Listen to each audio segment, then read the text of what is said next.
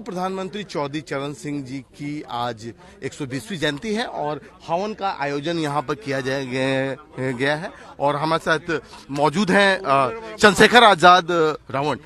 चंद्रशेखर जी, आज पूर्व प्रधानमंत्री चौधरी चरण सिंह जी की जयंती है। आज किसानों के लिए एक बड़ा दिन है। आज भी आप किसान घाट आए हैं, क्या मैसेज नहीं मैं ठीक हूँ भैया, मैं ठीक हूँ। बस हमें समझना पड़ेगा कि चौधरी चरण सिंह जी को जब तक आप जानेंगे नहीं तो शायद नहीं जान पाएंगे कि इस देश में कितना बड़ा योगदान उनका है। मैंने चौधरी चरण सिंह जी को पढ़ा, उनके सिद्धांतों को पढ़ा है कि किसी भी परिस्थिति में उन्होंने अपने सिद्धांत नहीं छोड़े, विचारधारा नहीं छोड़ी और वो हमेशा संघर्ष रहे कि कमजोरों को, कमेरों को, मजदूरों को, महिलाओं को उनके अधिकार जो है मिले। उनका नारा जो उन्होंने एक बहुत अच्छा नारा दिया जो मुझे बड़ा प्रभावित करता है। इस देश में जो जाति के आधार पर बंटवारा किया गया उसकी वजह से देश जो है इंसानों में के होते भी बटा हुआ है। उन्होंने नारा दिया जात पात तोड़ दो, तिलक दहेज छोड़ दो। जो सामाजिक कुरीतियां जिनकी वजह से हम लोग परेशान हैं या जो भाईचारा नहीं बन रहा है देश में, हम लोग जो हक अधिकार की लड़ाई लड़ रहे हैं उसके खिलाफ एक बड़ा काम जो है चौधरी चरण सिंह ने किया। मैं उनको नमन करता हूं उनके आज जयंती के दिवस पे। और अगर ऐसे विकास पुरुष, ऐसे महान पुरुष एक और पैदा हो जाएं तो शायद जो है भारत में एक नया सवेरा आ जाएगा। आज भी जो उन्होंने सपने देखे थे अधूरे हैं। वो किसी पार्टी के मोहताज नहीं है, वो एक व्यक्तित्व है और ऐसे व्यक्तित्व जो है ना सदियों में जन्म लेते हैं। मैं मान्यवर काशीराम साहब और बाबा साहब अम्बेडकर को नेता मानता हूँ, लेकिन जब मैंने चौधरी चरण सिंह जी को पढ़ा और जाना कि किस तरह से उन्होंने गरीबी में, अभाव में और बिना छल कपट की राजनीति की, जनता के हित के लिए राजनीति की, तो मुझे एहसास होता है कि अगर हम जात पात के बंधन से मुक्त होकर वास्तविकता में महापुरुषों को पढ़ें, उनके संघर्ष को पढ़ें, तो एक नया कुछ सीखने के लिए है। मुझे बड़ी खुशी है कि किसान कमेरे एकजुट हो रहे हैं और किसान कमेरे की एकजुटता जो है भारत में एक नया सवेरा लेके आएगी। जयंत चौधरी जी के नेतृत्व में किसान का उत्थान किया जा रहा है उत्तर प्रदेश में तमाम जगह पे, और आप अब जयंत चौधरी जी के साथ है।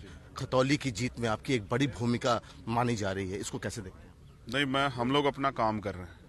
जो सरकार की गलत नीतियां हम जनता तक पहुंचाने का काम कर रहे हैं। जब हम जनता के बीच जाते हैं, जनता भी इन नीतियों की वजह से परेशान है।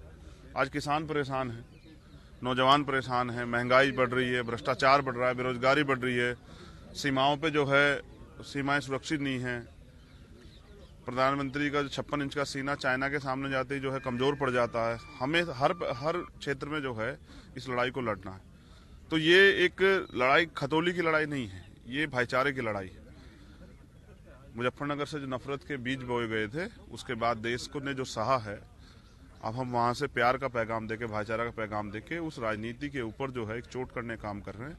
और मुझे उम्मीद है ये भाईचारा बहुत दूर आगे तक जाएगा। ये राजनीतिक भाईचारा नहीं है, ये देश को ताकतवर करने के लिए भाईचारा। हम जुड़ के रहेंगे तभी देश ताकतवर होगा। चंद्रशेखर, एक सवाल, राहुल गांधी की पदयात्रा को लेकर वार प्रत्यावर आरोप के दौर चल रहे हैं। आपको लगता है कि बीजेपी जिस तरह से आरोप लगा रही है कि कोविड प्रोटोकॉल का पालन नहीं किया जा रहा है, लेटर्स इशू हो गए हैं, फिर भी राहुल गांधी की यात्रा अब दिल्ली आएगी, उसके बाद उत्तर प्रदेश जाएगी?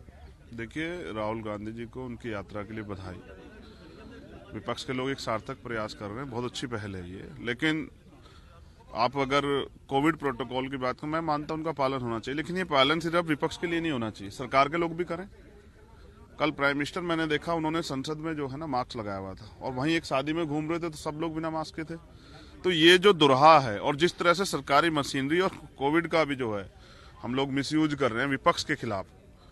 भाई, पूरा चुनाव 2022 का विधानसभा चुनाव वो कोविड में ही हुआ, लेकिन बीजेपी के लोग बड़ी बड़ी रैलियां किए, रोड शो किए। अभी प्राइम मिनिस्टर खूब रोड शो किए गुजरात में, तो तब कोविड नहीं था क्या? कोविड ये विपक्ष के लिए क्यों आता? मैं चाहता हूं कि कोविड क्योंकि अगर कोविड से लोगों की जान खतरा होगा तो ये है सेंसिटिव मामला है, इस पे हम सब लोगों को समझदारी दिखानी चाहिए। लेकिन ये इसका प्रयोग हथियार के रूप में विपक्ष में नहीं होना चाहिए, ये सरकार को समझना चाहिए।